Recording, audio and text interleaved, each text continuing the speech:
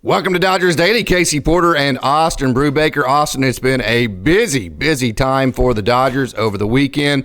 A trip to Chicago since we've talked, and then 2 games in Minnesota that have been very successful. So, hey, what are your thoughts on the Dodgers as of right now?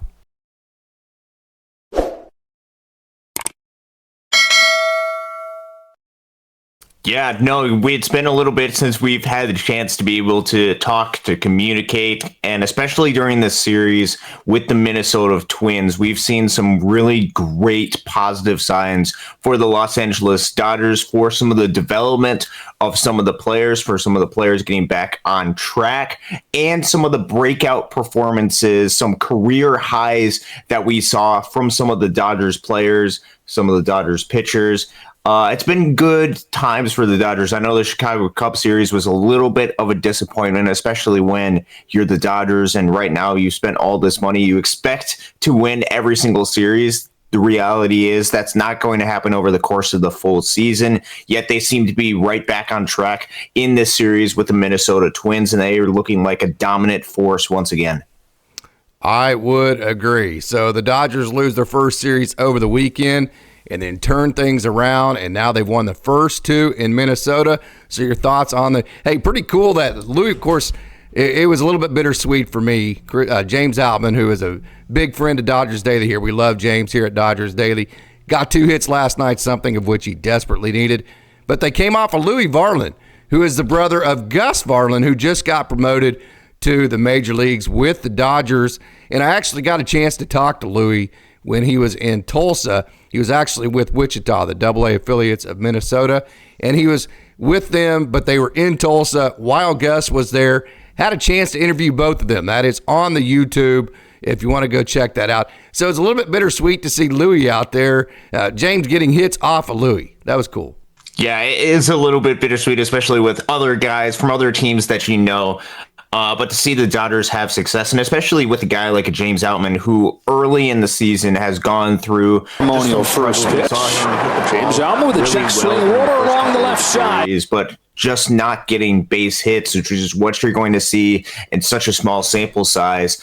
We're starting to see James Outman hit, and starting to see him hit for power during this Minnesota Twins series. He had a home run in Game 1 and in Game 2. And I think some of that stress that some Dodgers fans were feeling about James Outman early in the season is starting to wear off a little bit, to where now James Outman is starting to put up some numbers. He's starting to get his swing back. And I think we're so easy to forget just how good of a player James Outman is, and so easy, especially early in the season, to call for the replacement of a lot of these players.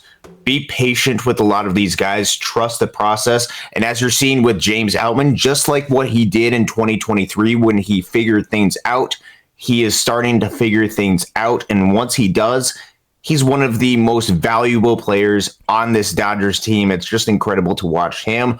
Also, got to mention, it's incredible to watch what Tyler Glasnow was able to do yesterday. 7 innings, 14 strikeouts, matched a career high.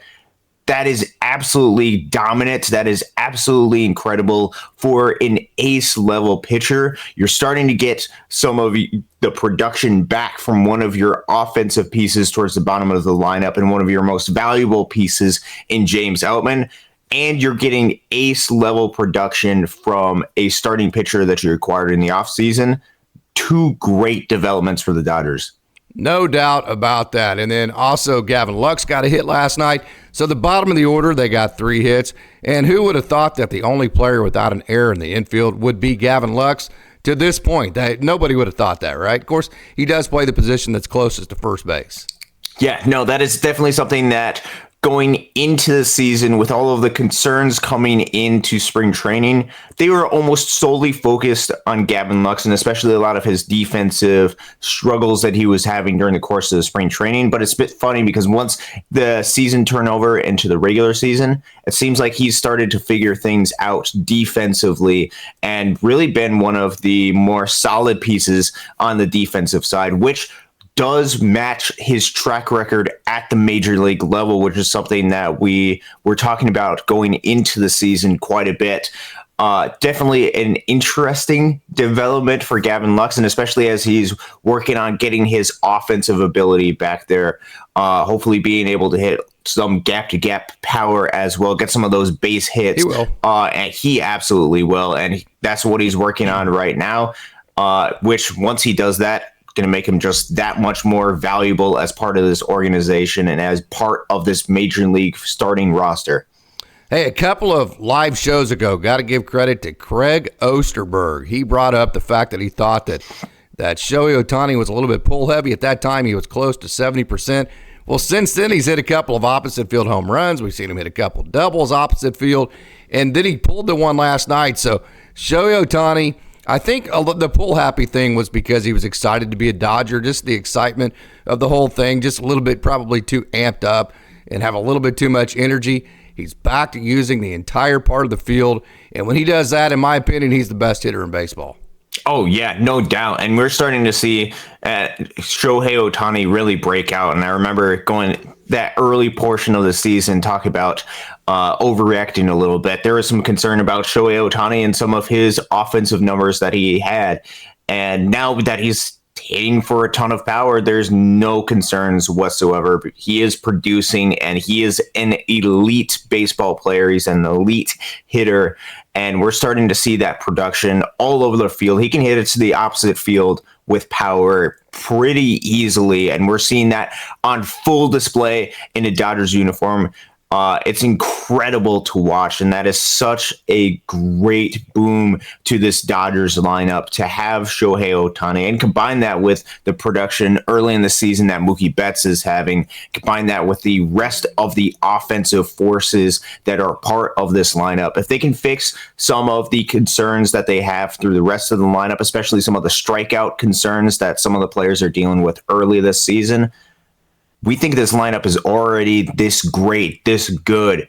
It can get that much better. That's the scary part. And that is the terrifying part for other organizations, is this offense has not reached its full potential yet, and it is already absolutely incredible.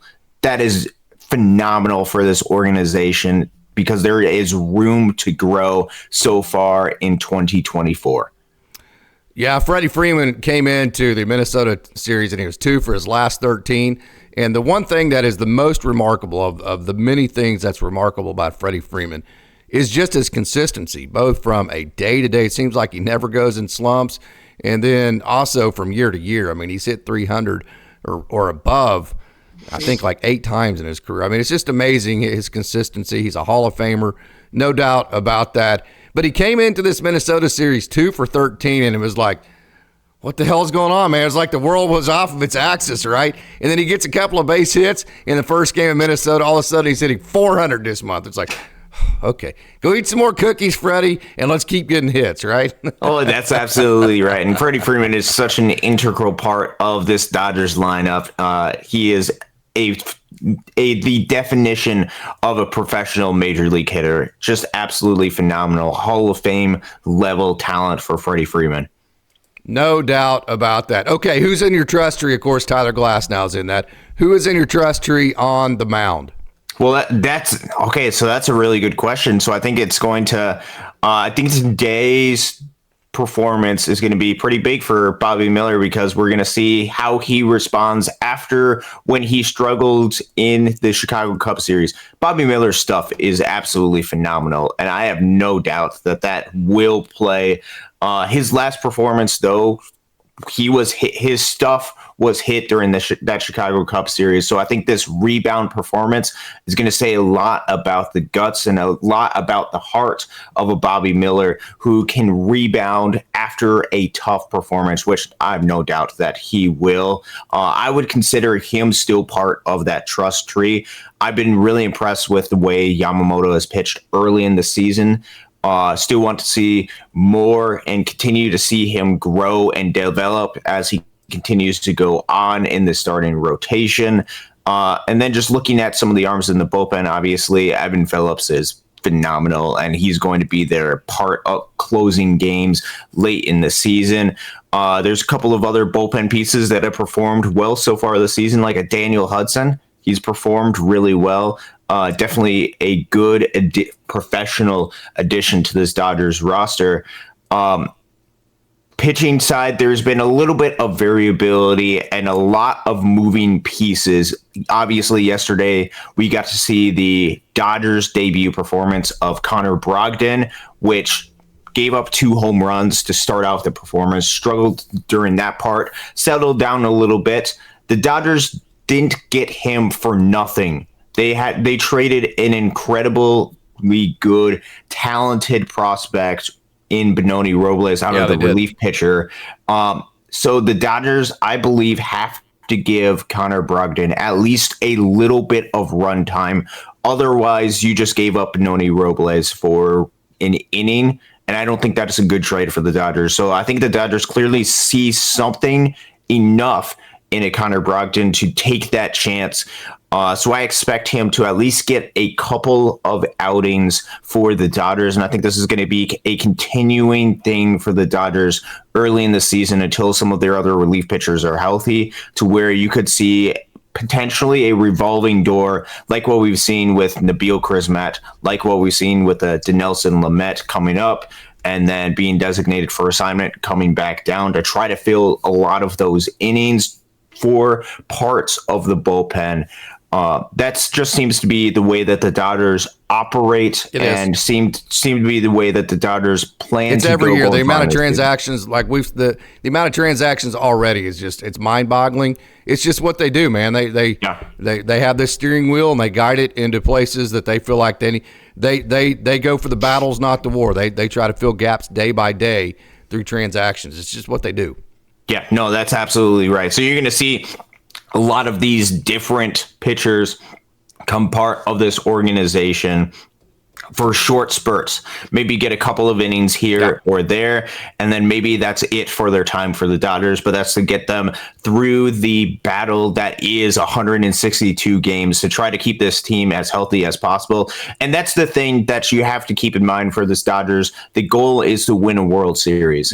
And one of the things that has caused their downfall the past couple of seasons has been the health of the starting pitchers. So they have to have an emphasis on keeping these pitchers, these bullpen arms, as healthy as they possibly can. Now, we've seen through Major League Baseball, there's been a lot of top quality pitchers already go down early in the season, which has called into question different things like the pitch clock, called into question different things like the velocity emphasis. Definitely, this is something that Major League Baseball, I'm sure, is looking into to try to find ways to keep their arms healthy. The Dodgers are doing everything they can to try to keep their arms as healthy as possible, knowing that that is a necessity going into the postseason, or at least to try to keep as many of them as healthy as possible, which means they're going to use different techniques like this, like using the up-down train from Oklahoma City to LA to try to make an emphasis on keeping arms healthy, as well as just throwing in different guys for different innings throughout the course of the season. Their offense is good enough to where they can overcome Connor Brogdon giving up 2 home runs, or at least you would expect them to be able to do that, especially if you get a performance like Tyler Glasnow gave them, which you can't ask for anything better than what Tyler Glasnow gave them last night. No doubt about that. Hey, super impressed with Daniel Hudson. It was interesting. His sequencing was just elite. I threw it on my social media if you're going to check it out. And he started with the four-seam up in the zone, then he hit that same pitch to the bottom of the zone, so he changed eye levels, one up, one down. Then he went to his sinker and turned it right to the bottom of the zone, and it ended up turning to the outside part of the zone to a lefty. Then he threw that same pitch up in the zone, so he turned it right up in the zone as well. So he'd gone up, down, both with the four-seam and a sinker, and he was doing it all to set up that slider that was going to hit that back foot of the lefty. And he pulled that slider, and he missed on the sinker by just a couple of inches. So it was really cool to see why the Dodgers love Major League experience, because they can sequence like this with Daniel Hudson in elite ways, changing eye levels. Also, that's north and south. Also pitching east and west by turning the ball right and turning the ball left, and doing it in a sequence to where a left-hander, you're really just trying to bury them. Now, he didn't execute. He didn't execute his two-seam perfectly and keep it in the zone. then he pulled his slider. So what was exciting about it was, hey, a guy like Daniel Hudson is getting outs right now and still not executing the way he's probably going to be doing in July. I was super impressed with that. Yeah, no, that's absolutely phenomenal to see the development, to see just the ability that a lot of these pitchers have and the movement that they have that can just have so many different ways to get major league hitters out, so many ways to attack these major league hitters. That is how you become a productive pitcher at the major league level, is having a wide variety of tools and a good amount of stuff. And Daniel Hudson absolutely has that. We're seeing a lot of the signs. And like we've said for this offense, there's even more rooms to grow for him through the course of the 2024 season. So that is something to watch as this Dodgers bullpen starts to take shape a little bit. I thought it was like the most Max Muncy. Let me get this cut on over. I thought that was like the most Max Muncy moment of all time the other day. He made an error over the weekend early in the game, and Dodgers fans were losing. Oh, the left side of our infield's going to kill us.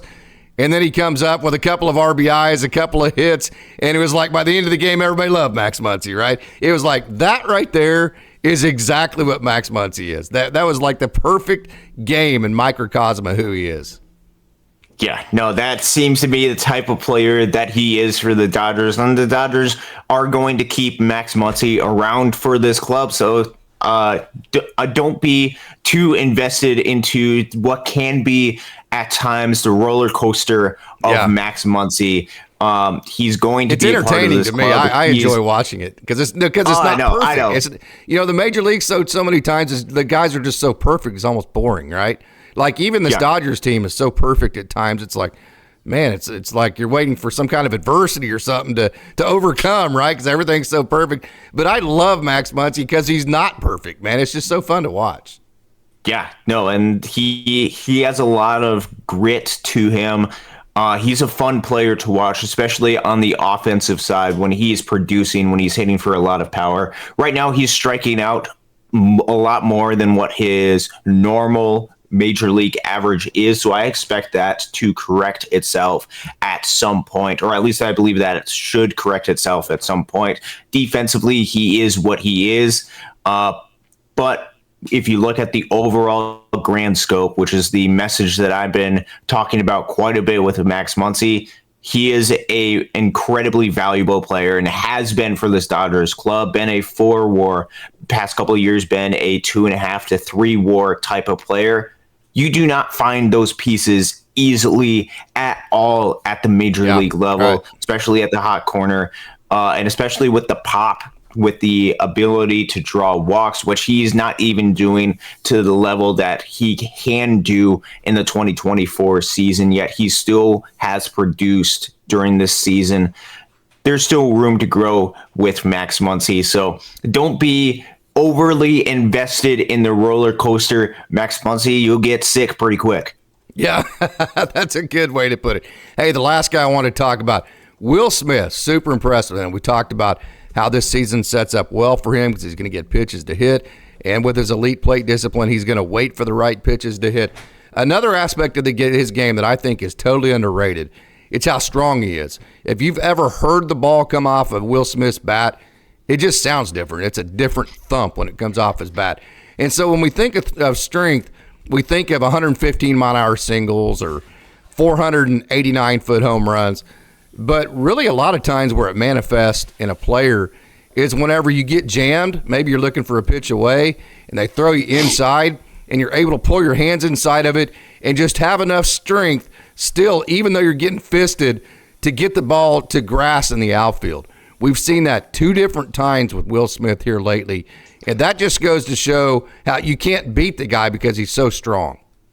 Oh, yeah, and especially with his ability to generate as much contact with the baseball as he does when he doesn't. He's one of the guys that does not strike out a whole lot.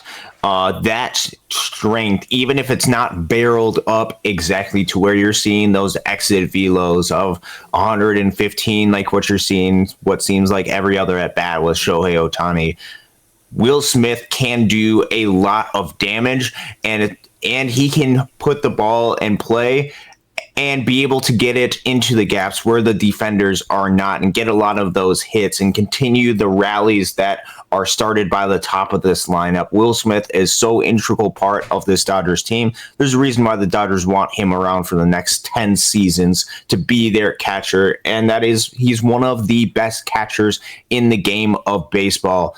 And his offensive tools, his offensive ability, it's not exactly the same as everybody else in this lineup. And I think that creates a diversity of hitters, and that is so cool. It is so cool. Will Smith, I am just so impressed with him. I love that young man.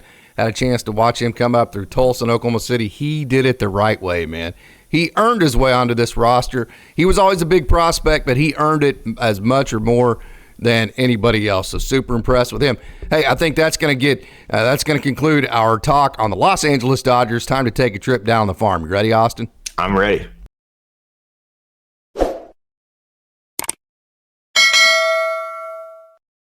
All right, man, you got to go to Great Lakes. You got in the car. You headed on over to Midland, Michigan. First of all, it was awesome to see the Noah Miller walk-off, but just give us your thoughts on the weekend for the Loons and just your overall thought of the minor league action so far for the Dodgers. Yeah, I'll go ahead and talk primarily about the Loons, then we'll go ahead and dive into the rest of the system. So we're starting off in High A in the great state of Michigan. Got to go to opening day. Talked a little bit about this on Monday's show.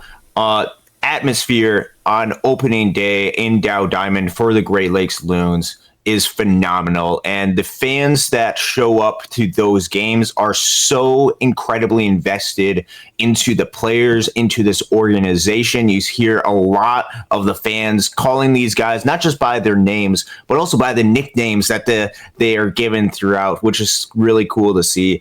And then you go onto the field, onto the action, and I got to see the Dodgers debut of Jackson Ferris. He was on the mound. He pitched really well during his first outing. That breaking stuff that he has, that curveball, I believe is what it is elite and just drops off the table. You just for saw him. it. They just saw it there, and then he has that back foot kind of right there, that sweeping slider too. Yeah. Oh, absolutely, and that's going to generate a lot of swinging miss, even more than what he was able to generate during his time with the time against the Tin Caps. Jackson Ferris was phenomenal on the mound, and then you got to see, especially during a lot of this action during the course of the weekend, some really great relief performances. You got to see scoreless outings from a guy like a Christian Suarez, who was on the team last year, or a Lucas Wepf, who came in and pitched 3 innings of scoreless relief for the Loons on Friday night. Those were incredible performances. The main story and this is something that I highlighted a little bit on Monday's show that I think is absolutely phenomenal, was the story, and I'm so impressed with him so far through the course of the season and play of Noah Miller. Noah Miller, if you're not familiar with him, came in the Manny Margot trade. He was traded for Manny Margot and Rain Doncon, who's actually performed during his first series in the low A level for Minnesota really well. He came over in that part of the trade, performed a little bit in spring training. Yet, I think what is so cool about Noah Miller and his story is he was part of the Cedar Rapids Colonels team in 2023 that won the Midwest League Championship over the Dodgers affiliate, the Great Lakes Loons. And he wasn't just a part of that. He was the Colonels' leadoff hitter in front of guys like Emmanuel Rodriguez, Kalai Rosario, Andrew Cassetti, Carson McCusker, all of these different guys that were part of this great Colonels lineup. He was an integral part of that. So he was part of, and one of the main reasons why the Loons did not achieve what they did in 2023.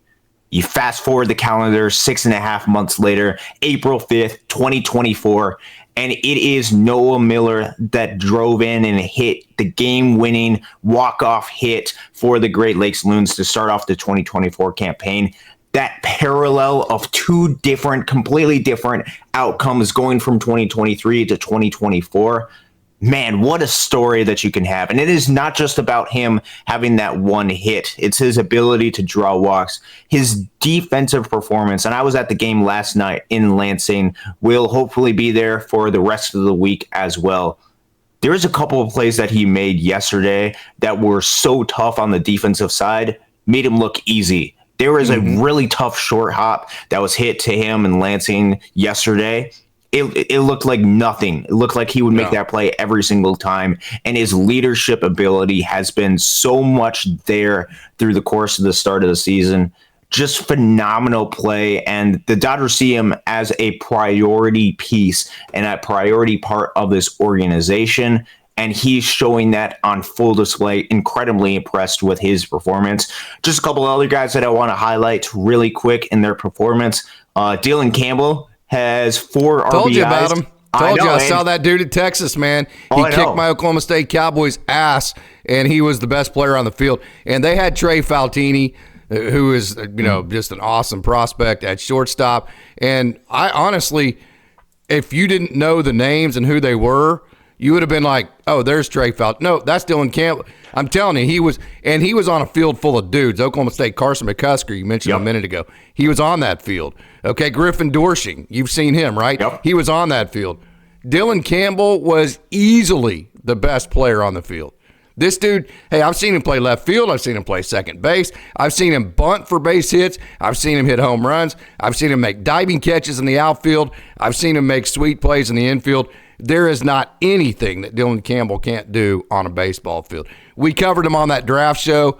I was serious when I said that. This kid, hey, man, and he's a hell of a lot of fun to watch too, isn't he? Oh, he's a lot more. I think you're going to like him a lot more now that he's not breaking your heart fighting against the Oklahoma State Cowboys now. So I think he's going to, now that he's part of the Dodgers organization, I think you can relax a little bit and cheer him on. No, he's an incredible talent. Also, shout out to Griffin Doersching, who, especially during that last game of the series, performed incredibly well. He's a great talent, and he's going to do well. It's part of that dude hit one in a regional for OSU that the hitting facilities behind left field. He hit it over the hitting facility and into the parking lot. Oh, it was the furthest home run I've ever seen in my life. Oh, there's no doubt that he could do that. It's always a terrifying experience going up against him, and that it just speaks to the level of talent that he has. Just a couple of other performances I want to highlight during the time that I got to see Great Lakes. Jared Karros continues to just dominate and perform. Gave up the 1 home run during the game, but then after that, just continued the level of success that he has had at the high A level. It's been phenomenal to watch him just go out there, develop, and be able to use his pitch mix to get a bunch of hitters out, be able to get some swing and miss. He seems professional in his approach, professional in everything that he does. Got to speak to the level of growth and the person that Jared Karros is. He's been great, and his development has been absolutely there, as well as some of the other performances that I saw. I got to see Christian Romero pitch for the first time in a Great Lakes Loons uniform last night in Lansing. He got a lot of weak contact, a lot of ground balls, which ended up having him get a couple of double plays turned. Christian Romero was really good last night. I was impressed with what he was able to do. A couple of other relief pitchers came into the game, like a Brandon Neek, who I got to see twice. Out of Virginia. Absolutely. He pitched pretty well last night. I know the box score will say that he gave up 2 runs, which is true. But I think with what he was able to do, got out of the jam in the 3rd inning and pitched a scoreless 4th inning, got into a little bit of trouble in that 5th inning. Brandon Neek is really good, really talented left-handed pitcher, as well as another lefty that I got to saw yesterday, Kelvin Bautista, came in as pitched a scoreless inning. Got to see him a little bit. And so there's a lot of good positive pieces that we're starting to see early in the season with this Great Lakes Loons club, still trying to find their identity. Also, how could I forget? Kyle Nevin. Yep. Kyle Nevin got on base a lot. He had a RBI triple yesterday, got a couple of really good hard contacts. I think we forget how good of a player Kyle Nevin was in 2023. He was putting up great numbers through that first part of the season, to where I was looking at him as a player that could get called up towards the end of the 2023 season by the Great Lakes Loons. Didn't play the second half of the season.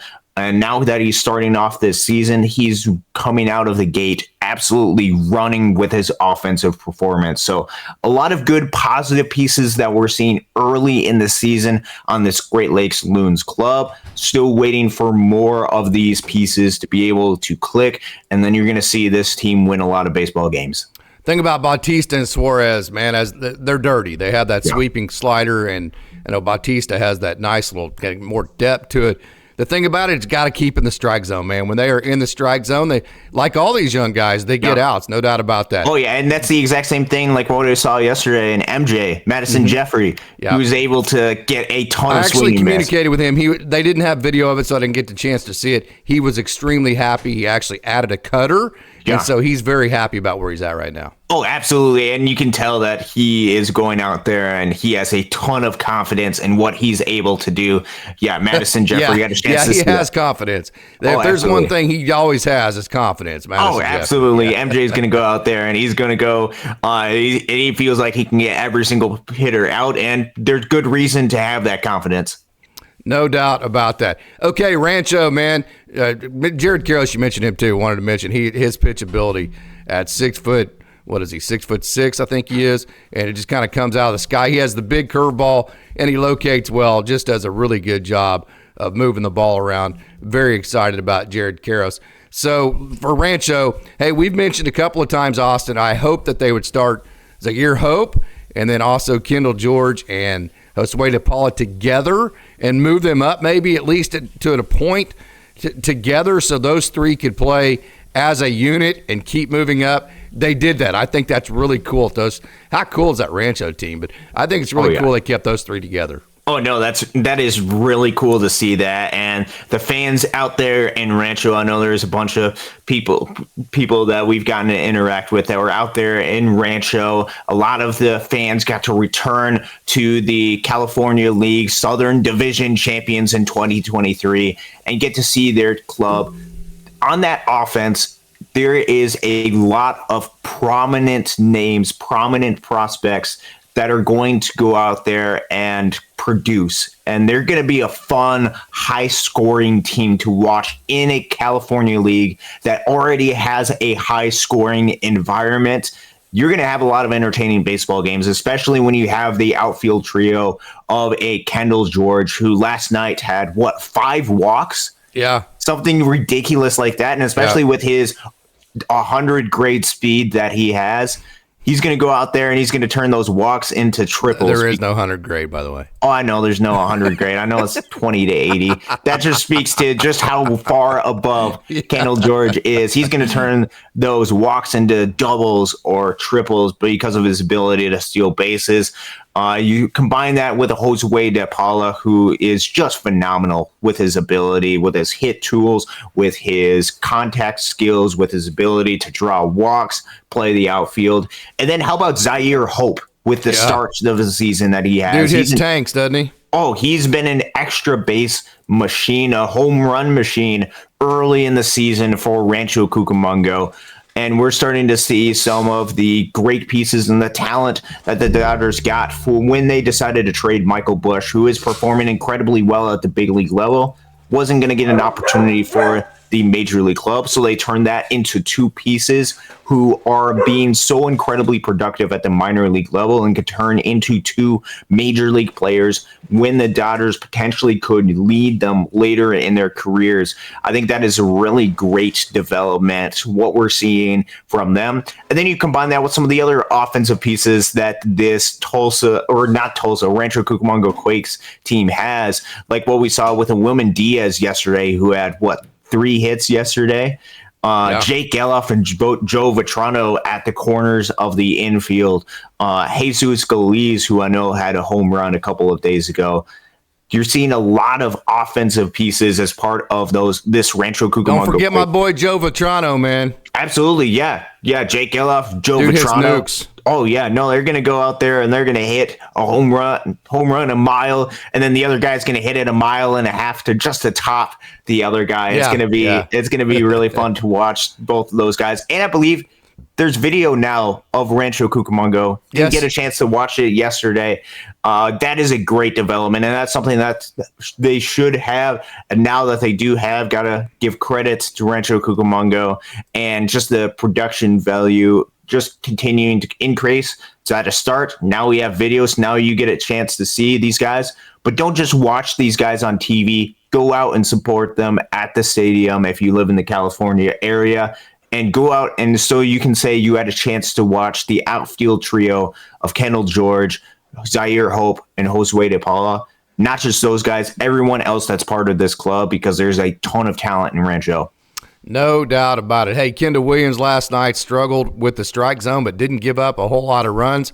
Tulsa lost in extra innings, but Tulsa's going to be a really fun team to watch. You talk about Dalton Rushing, Diego Cartaya, Yainer Fernandez, all three on the same roster. You have you have Jose Ramos in the outfield. You've got Austin Gauthier at shortstop, who, by the way, hit an absolute just complete bomb last night. So Tulsa is going to be a really fun team to watch. Oh yeah, no, it seems like this Tulsa team is phenomenal, and there's a lot of remnants, a lot of players that were part of the 2023. There's the Gauthier bomb right there, by the way. Oh yeah, Gator's something else. There's a lot of pieces that were part of this 2023 Great Lakes Loons club, and I only mention that because I got to see up close just how much that team wanted to win and the competitive fire that was inside of each one of those guys. That remains as part of this 2024 Tulsa Drillers club, and the talent level that all of these players have is incredible. You look up and down the roster. Austin Gauthier, who you just had a chance to see hit that home run. Gator was perhaps one of the best offensive pieces in the Dodgers system and across minor league baseball last year with his ability that he has. I hope he's not in Tulsa for long. I hope he gets an opportunity in Oklahoma City. But right now that he is there, watch out if you are a pitcher in AA in the Texas League. And then you go up and down the rest of that roster. T.Y. Taylor Young is part of that club. Hit first hit of the year, first home run. Absolutely. That is great to see. So I believe he has a stolen base Young, as well. Hopefully he gets enough playing time to actually reach 60 stolen bases this season. I know that we mentioned to him about that during the course of the offseason, which there's an interview, Dodgers Daily, part of the Dodgers Daily Network on YouTube. Griffin Lockwood Powell is another catcher that they have 4 different guys right now that can play the catching position at Tulsa. He's getting a lot of time and is going to get a lot of opportunities at first base, and he has great offensive skills, offensive ability. Combine that with a little bit more of the veteran-ish presence, like a Brendan Davis, some of the other guys. Brandon Lewis is on the club as well. There's a lot of great offensive pieces and competitive fire within these guys. And then you look at the pitching as well. We've seen early season great success for a guy like a Jack Dreyer, the Maytag, and he was so integral, and he continues to have such success, such swing and miss ability coming out of a guy like a Jack Dreyer. It's great to see, as well as a lot of the other relief pitchers that they have. Yesterday was fun to watch these relievers come out there and really perform. Braden Fisher's another guy who's done very well. He started in AAA Oklahoma City because Oklahoma City, their first game was a bullpen game, so they needed an extra arm. So they brought Braden Fisher up for that first game, sent him back down. He has been simply fantastic. Antonio Knowles was really good last night until that very last inning. It got kind of late. I'm super excited also to watch Ryan Sublette. I think Ryan Sublette, he's a guy that has a unique arm slot that is super competitive. I think he is very, very, very much, there he is right there on the screen, Ryan Sublette, very much under the radar. So, and hey, also last night it was really cool because guess who we got to see in Tulsa? I can't wait to see him in person. I know he's one of your favorites, Austin. Juan Murillo. I know Juan gave up a home run last night, but then after he gave up that home run, he got pissed about it, and it was like, all right, that ain't happening again. And he threw 398s and then a really dirty slider, and it was game, set, and match, even for a professional hitter. So the Oklahoma City roster is super fun to watch, and the Double-A Tulsa roster. And then with Triple-A Oklahoma City, it's been all about Andre Lipsius, but let's start with the rehab performance of Walker Buehler and how he retired 14 of 16 hitters, and he was about 93 to 95 on the velo. I think that's going to continue to bump as he gets further away from his rehab. So Walker Buehler had a very successful outing. Yeah, and I know a lot of Dodgers fans are antsy to get Walker Buehler back. He's still working through his rehab, still working to try to get his stuff completely there to where he feels comfortable about getting major league hitters out, which I guess if you ask Walker Buehler right now, he'd say that he could get every single major league hitter out. That's just the competitive nature that he has. Dodgers are still working through him, and he's shown a lot of reason to be optimistic with Walker Buehler and the progress that he has, not just his ability to get 14 of 16 hitters out. Some of the swing and miss stuff that he has had. Stuff isn't completely where it needs to be. I think that it is going to grow as he continues to go through these rehab starts, and as the adrenaline starts and continues to build for Walker Buehler, especially once he gets back on the mound in Dodger Stadium. That adrenaline that you get when pitching in front of a major league stadium is unlike anything that you can reproduce at the minor league level. As great as the atmosphere is in the old Bricktown ballpark in Oklahoma City, Walker Buehler, I still believe, is going to be fine, and especially with his coming into his walk year where he's working on trying to get that big contract.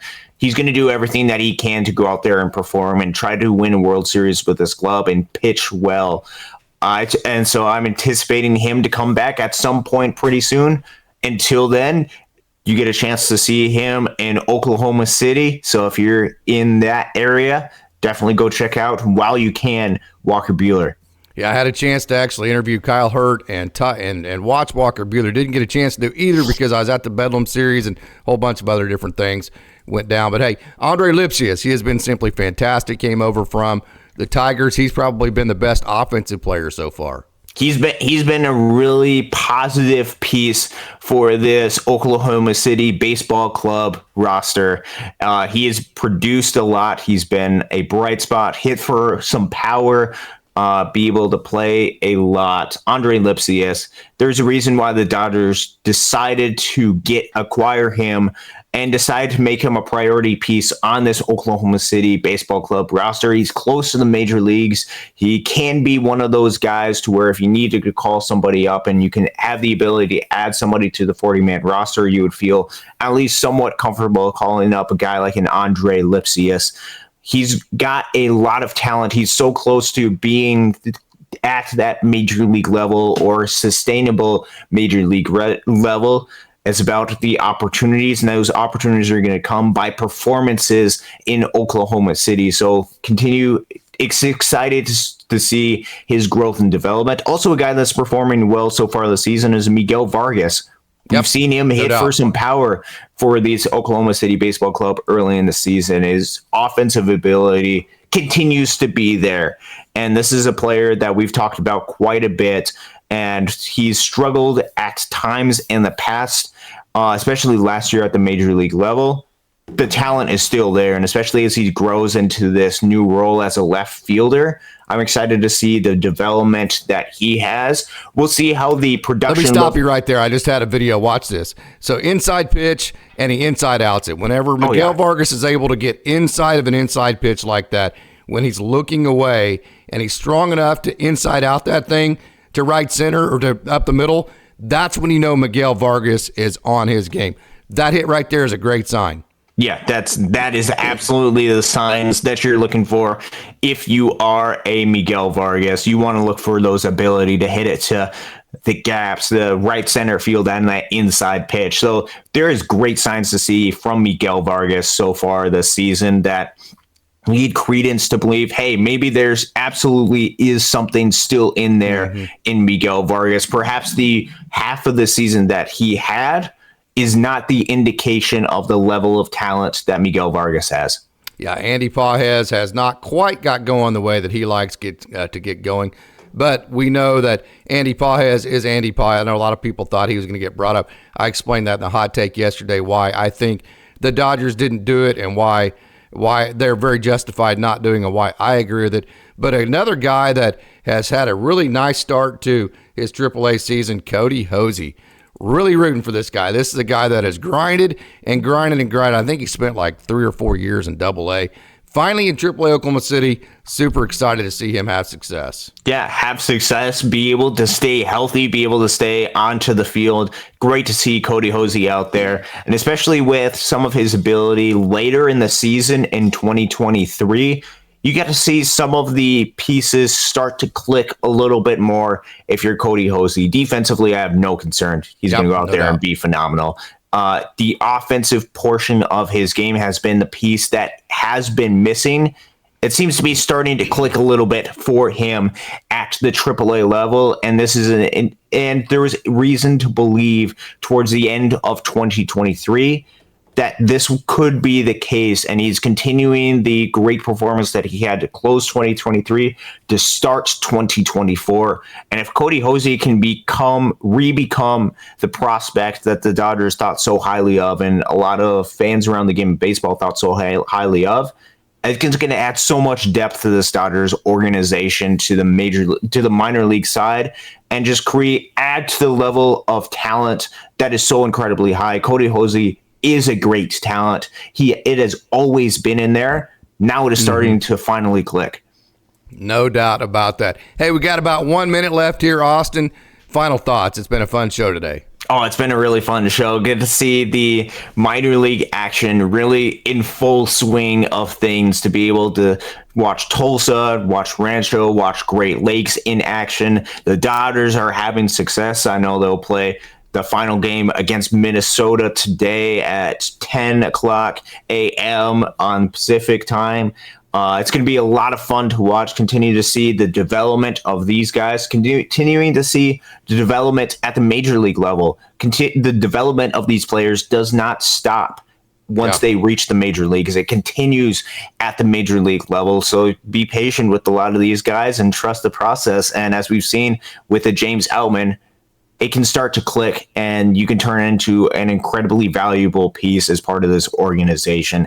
Great stories up and down this Dodgers farm team, from the story of Noah Miller being able to be a Loons killer to a Loons hero from 2023 to 2024, from some of the players that came over in trades like the Michael Bush trade, Jackson Ferris and Zaire Hope, to the incredible grit and toughness and winning ability that Tulsa has on full display, to see some of the continuing fight in Oklahoma City for their baseball club. All stories worth watching up and down the Dodgers farm, which means tune in to this Dodgers farm system, go to these games, and be sure to tune in to Dodgers Daily, because we'll be covering it. This is going to be the format for the Down on the Farm this year. We felt like it would be better as a collaborative effort where we could slow down a little bit, maybe not make it feel like you're drinking through a fire hose, if you will, trying to take in all these prospects. So we might get to fewer prospects, but hopefully get to highlight a little bit more relevance in terms of where they're at in their career, who they're playing with. And so it might actually sink in a little bit better for those of you that don't follow the minor leagues like nobody does, like Austin and I do, because we watch them every night. So hopefully you like this format of the Down the Farm.